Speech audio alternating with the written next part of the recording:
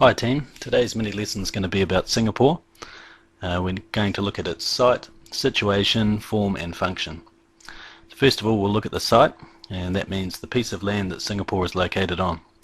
So if we zoom right in, we can see that Singapore is an island, and the island measures about 700 square kilometers. It's about half a degree north of the equator, so it gets a really tropical climate, plenty of rain and really warm temperatures all year round. In fact, the whole island used to be covered in tropical rainforest, but it's slowly been cleared to accommodate the city. One other thing we need to know about the piece of land is it's very, very flat. So if we tilt it and put our terrain on, we can see it doesn't actually make that much difference. We can see some hills in the background in Malaysia, but in Singapore itself, it's really flat. The highest point's only about 50 meters above sea level. The next thing we need to know is the situation of Singapore, and that means where Singapore sits in relation to other places.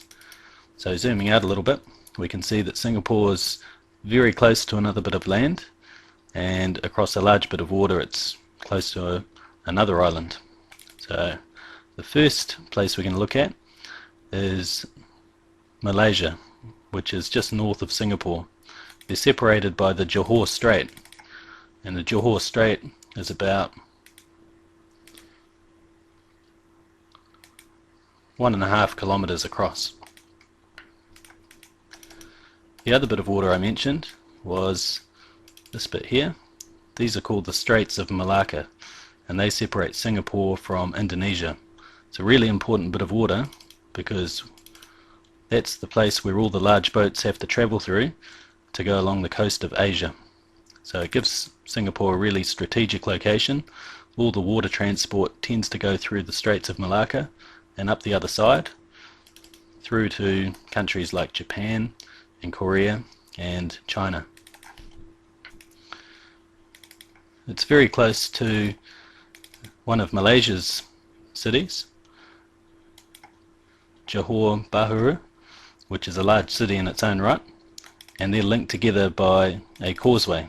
And a causeway is kind of like a bridge, but it's built up from the bottom of the water. So they've just been tipping a whole lot of dirt in the water, and they built it up so much it's above sea level, so no boats could go underneath a causeway.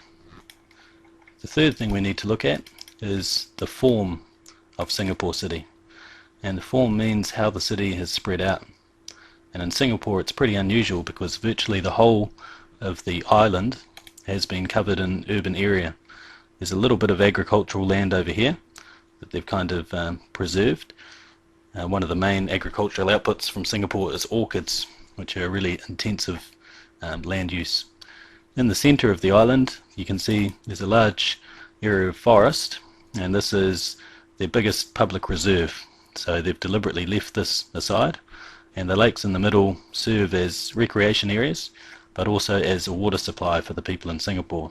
There's not enough water for the whole country though, so they have to import water from the neighbouring countries.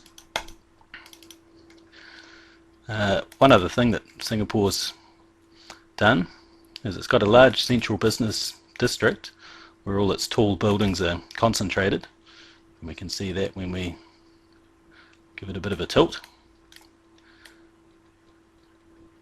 And in the old days there's a whole lot of overcrowding in this part of Singapore, and all the Singapore city was concentrated around those tall buildings there.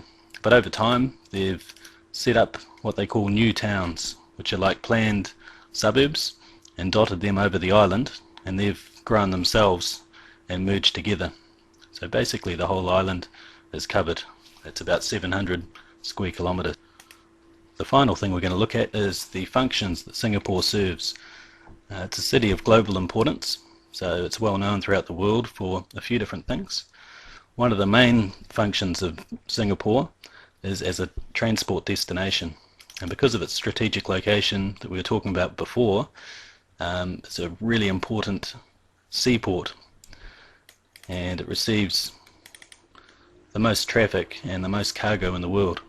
If we zoom into one of their port areas, you can see there's been a lot of land devoted to holding the containers, and we can see a lot of boats that have pulled up next to the port and are being loaded or unloaded.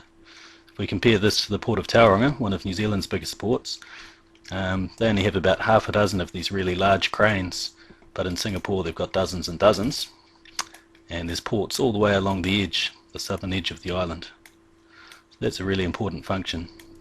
Another transport function is Changi Airport, one of the biggest in the world, one of the busiest in the world as well, and you can see they've had to reclaim a lot of land to develop the port. If we go into the runway area, you can see it's pretty popular with the really large jumbo planes all having their turn at taking off.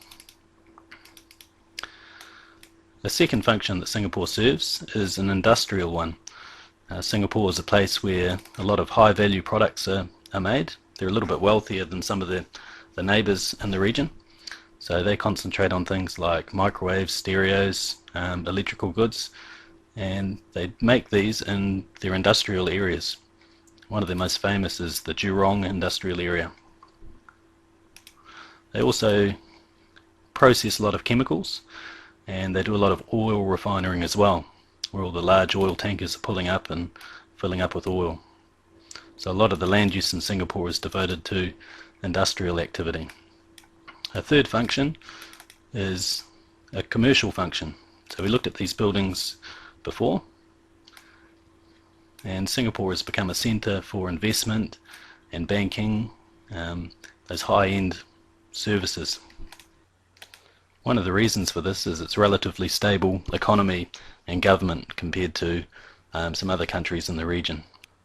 A fourth function we can see just across the bay, across Marina Bay, and these strange looking buildings here are the Singapore Arts Centre. And Singapore sees itself as an important city in terms of culture and art. It's hosting more and more festivals, and eventually it wants to become the most well-known city for arts and culture. So they're investing a lot of money into these sort of facilities, and they're making a bit of a name for themselves. I suppose another example of this is that it is the headquarters for MTV in Asia. Just going back to its commercial function, something I forgot to mention was that because of the stable government and the stable economy, it's become the favoured location for many international businesses, and they tend to set their headquarters up in Singapore, and those headquarters serve the whole Asia Pacific region. Well, thanks for listening. We'll see you again next time.